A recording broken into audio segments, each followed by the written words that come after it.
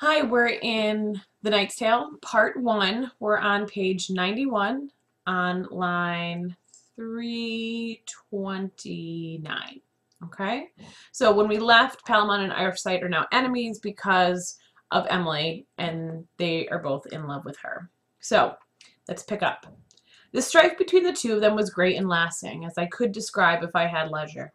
But on to the outcome. It happened one day, to tell it to you as briefly as I can, that a valiant duke, who was named Pirithous, and who had been a friend of Duke Theseus since the day that they had been little children, had come to Athens to visit his friend and enjoy himself, as he was accustomed to do. For he loved no other man in the world as much, and Theseus in turn loved him just as strongly. They loved each other so well, as ancient books say, that when one of them was dead, to tell the truth, his friend went to look for him in hell. But I don't want to write about that story. So Pirithous comes to Athens to visit his best friend Theseus. Theseus and Pirithous have a very long relationship. They are very, very close. And what we'll find out is that Pirithous is actually a friend to Arcite as well. Duke Pirithous held Arcite in high esteem and had known him at Thebes for many years. Finally, at the request and supplication of Pirithous, Duke Theseus let Arcite out of prison without any ransom, to go freely anywhere that he pleased, subject to a special arrangement I shall describe. So, Pirithous tells his best friend Theseus, "Why don't you just do me a favor? I know Arcite, he's a good guy. Let's let him out of prison." Theseus says, "Okay, but there are a couple stipulations." This was the agreement. To relate plainly between Theseus and Arcite, if it happened that Arcite were found ever in his life for a single hour by day or by night within any country belonging to Theseus, and if Arcite were then caught, it was agreed that he should lose his head by the sword. There was no other remedy or plan except to take his leave and hurry homeward. Let him beware. His head is in pawn. So, the good fortune is Arcite is released from prison. Fantastic. But he is free to live, he is free to go, but he can't ever return to Athens or any other place that Theseus kind of rules. And if he does, he'll be punished by death. But here's the deal. Arcite's free to go. He's no longer in prison. He can go live his life. Very good fortune. Make sure you take that down for number 8 under good fortune. But what a great sorrow Arcite now suffered. He felt death smiting his heart. He wept, he wailed, he cried out pitiably. He sought occasion to kill himself secretly. He said, "Alas, the day that I was born. Now my prison is worse than before. Now I am destined to dwell eternally, not in purgatory, but in hell. Alas, that I ever knew Pirithous. Otherwise I would have stayed with Theseus, fettered in his prison evermore. Then I would have been in bliss, and not in woe. Just the sight of her whom I serve, even though I might never deserve her favor, would have been quite enough for me. Oh, dear cousin Palamon," he said, "the victory is yours in this adventure. Most happily you may stay in prison." "In prison? Indeed, no, but in paradise. Fortune has well set the dice for you, who have sight of Emily, while I am absent from her." So Arcite now believes that this punishment, or this freedom from prison, is more of a punishment. And his bad fortune becomes that he can no longer see Emily every day. And he is now jealous of Palamon, who is in prison, who can see Emily every day. Arcite now feels that he is at the disadvantage. Arcite's a free man. He can go live his life. He doesn't have to stay in prison forever. But he's jealous because Palamon, staying in prison, gets to see Emily, gets to see the love of their life every single day. "For it is possible, since you are near her, and are a valiant and able knight, that by some chance, since fortune is changeable, you may sometime attain your desire. But I, exiled, and out of all favor, and in such great despair that there is neither earth, water, fire, nor air, nor creature made from them, that can help or comfort me in this affair. I ought indeed to perish in hopelessness and distress. Farewell my life, my desire, and my joy." So, The good fortune for Palamon now becomes Palamon, although in prison, can see Emily every day from his prison window. So that becomes our good fortune. So number 10 under good fortune is what you see on the PowerPoint. Arcite is free. He's a free man. He can go almost anywhere he likes. Palamon is in prison. Palamon, though, gets to see Emily every single day, where Arcite is exiled and cannot see Emily anymore.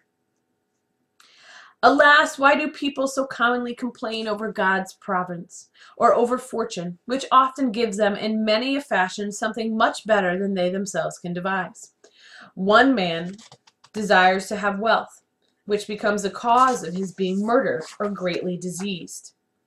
Another man would willingly get out of his prison, who in his home will be slain by one of his household. There are infinite evils under this heading. We do not know what we pray for in this connection. We are like the man who is drunk as a mouse. A drunken man knows that he has a house, but he does not know which is the right way to it. And for a drunken man, any path is slippery. Certainly we all prosper in the same way in the world. We continually seek felicity, but truly we often go far astray.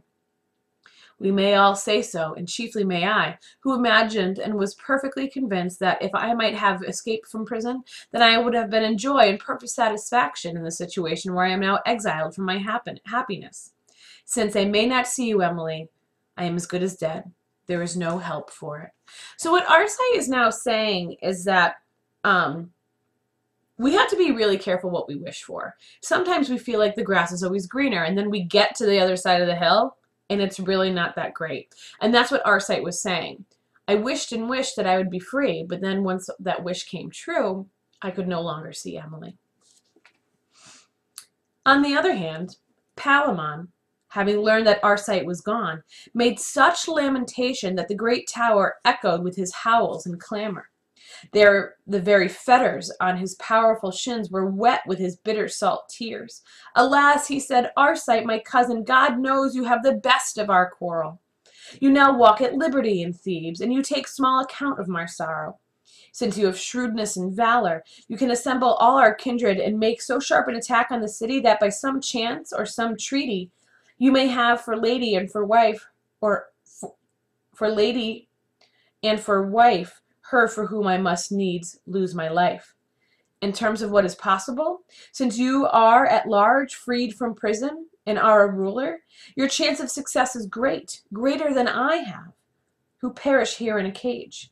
I must weep and wail as long as I live, with all the woe that prison can give me, and also the pain which love too gives me, and which doubles all my torment and sorrow.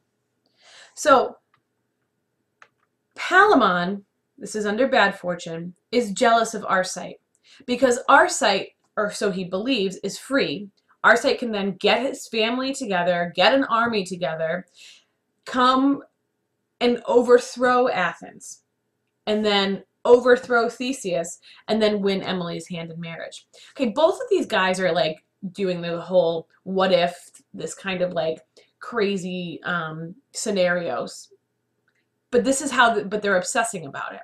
So Palamon thinks he is much worse than Arcite because he's stuck in a prison and can't overthrow Theseus, or can't get an army together to come to Athens and overthrow Theseus and then win Emily's heart. So both guys are miserable in the positions that they're in. With that fire of jealousy leaped up within his breast and caught his heart so madly that to look at he was like the white box tree or the ashes that are dead and cold. Then he said, O cruel gods, who govern this world by the constraint of your eternal decree, and inscribe upon a tablet of adamant your decision and eternally unchangeable atonement, in what way is mankind more esteemed by you than is the sheep that cowers in the fold? For man is slain like any other beast, and also remains in prison and detention, and suffers sickness and other great adversity. Often, in fact, these things happen to guiltless men. How much reason is in this divine foreknowledge that torments innocence, all guiltless? And yet another point increases my suffering. The man is bound to his moral duty. so as to restrain his own desire for the sake of God, where a beast may fulfill all its desires. And when an animal is dead, it feels no pain. But man must weep and sorrow after his death, even though he has had care and woe on earth. Beyond doubt, this is the way it all may be. I leave the final question to the theologians, but well I know there is a great suffering in this world. Alas, I see a serpent or a thief, who has done mischief to many a true man, allowed to go at large. He may go where he pleases. But I must stay in prison, by the will of Saturn and also of Juno, the jealous and the wrathful. She has destroyed nearly all the royal blood of Thebes, and its wide walls laid waste. And Venus slays me, on the other hand, for jealousy and fear of Arcite.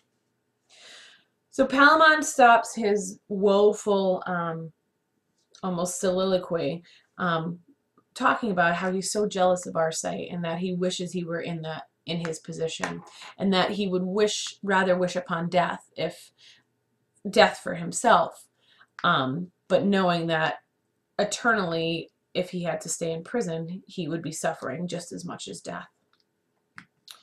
So now the knight is going to go back to this kind of digression to finish part 1, where he's going to simply just talk to the pilgrims without actually telling the story of Palamon and Arcite. So on the top of page 99, now I wish to stop talking about Palamon for a while and leave him dwelling quietly in his prison. I want to tell you further of Arcite. The summer passed, and the long nights increased with doubled strength the extreme tortures of both the lover and the prisoner. I don't know which one had the more sorrowful lot. To put it briefly, Palamon is condemned forever to prison, to die in chains and fetters, and Arcite is exiled, on pain of death, from that country forever, and he may never more see his lady. I ask this question of you, lovers.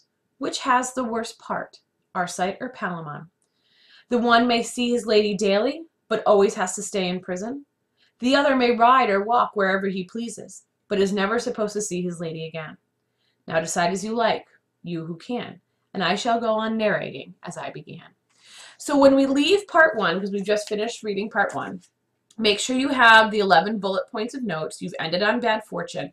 But what I want you to think about is I want you to think about who really has it better, Palamon or Arcite. You have to decide, okay? Palamon is in jail, but can see Emily every day. Arcite is free, but cannot see Emily. So think about who you believe has it better.